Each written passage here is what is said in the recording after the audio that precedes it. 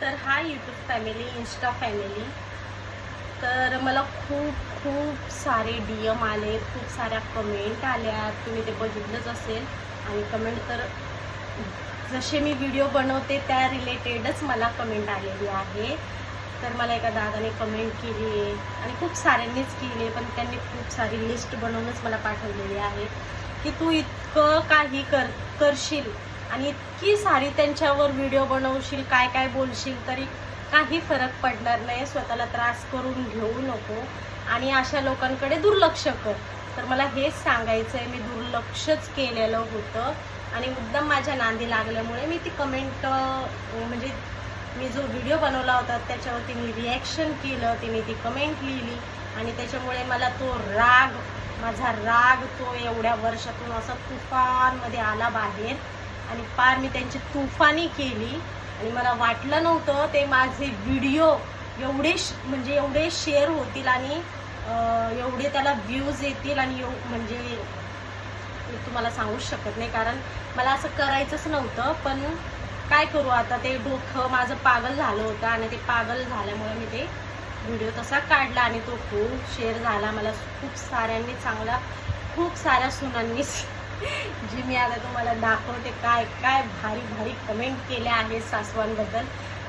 मी फक्त माझं शेअर करत होते की मला असं बोलल्यामुळे मला खूप त्रास झाला आणि असं आता तुम्ही कुणालाच करू नका, कोणत्याच सुनाला असं बोलू नका, कारण जर ती चिडली तर ती कोणाचंच ऐकत नाही, असं मला सांगायचं आहे. आणि दुसरी गोष्ट, ताई तुझा नवरा काही बोलत नाही का, भाऊजी काही बोलत नाही का? भाऊजींना सगळं माहिती आहे, त्यांची आई त्यांची बहीण कशी आहे म्हणून ते काहीच बोलत नाही आणि बोलतात पण दोन्ही साईडून बोलतात आणि बाजू ते माझीच घेतात, कारण त्यांना माहिती आहे त्यांची बायको चुकते कधी, जेव्हा समोरचा चुकल्यावर. असं नाही की मी चुकत नाही, जेव्हा समोरचा व्यक्ती चुकला ना तर मी पण चुकते, मग ती चुकी माझी सगळी जगभरात पसरली जाते आणि त्यावेळेस मी काहीच करत नाही, कारण एका शब्दामुळे 10 शब्द होतात, म्हणून मी काहीच बोलत नाही. पण आता मी बोलते ना तर आता ना मला हेट कमेंट आहे त्यांच्या, ना काही फोन आहे, ना काय काय काहीच नाही.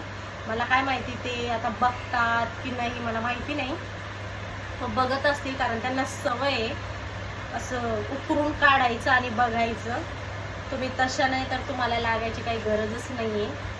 मग आता मी बोलते तर बोलू द्या ना, तुमचा काय प्रॉब्लेम आहे, तुम्हाला काय प्रॉब्लेम आहे का? नाही ना. आणि दुसरी तिसरी गोष्ट माझ्या लक्षात येऊ द्या, आता मी एवढं बोलले विसरून जाते सगळं, कारण माझं डोकं झालेलं आहे पागल आणि मी दुसऱ्यांना पागल करणारी, मला असं वाटतं. तर तुम्ही जास्त मनावर घेऊ नका आणि जेव्हा मला असं वाटेल ना आता ह्या कमेंट हे व्हिडिओ असे करणं बंद करायचे, तेव्हा मी बंद पण करेल. माझा हा मनातला राग जोपर्यंत शांत होत नाही तोपर्यंत मी व्हिडिओज बनवणार.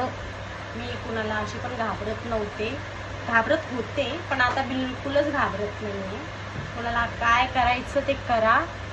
कमेंट म्हणजे जे माझ्याबद्दल वाईट कमेंट करणारे पण 2% लोक आहे, मी त्यांच्याबद्दल बोलते, ते पण मला कमेंट करतील तरी मी त्यांना काही घाबरत नाही आहे. तुम्ही करा तुमचं, तुम्हाला ते कमेंट बॉक्स ओपन करून दिला आहे, तिथे यायचं आणि हागायचं, बिंदास हागा आणि बिंदास जा. कळलं? Bye bye.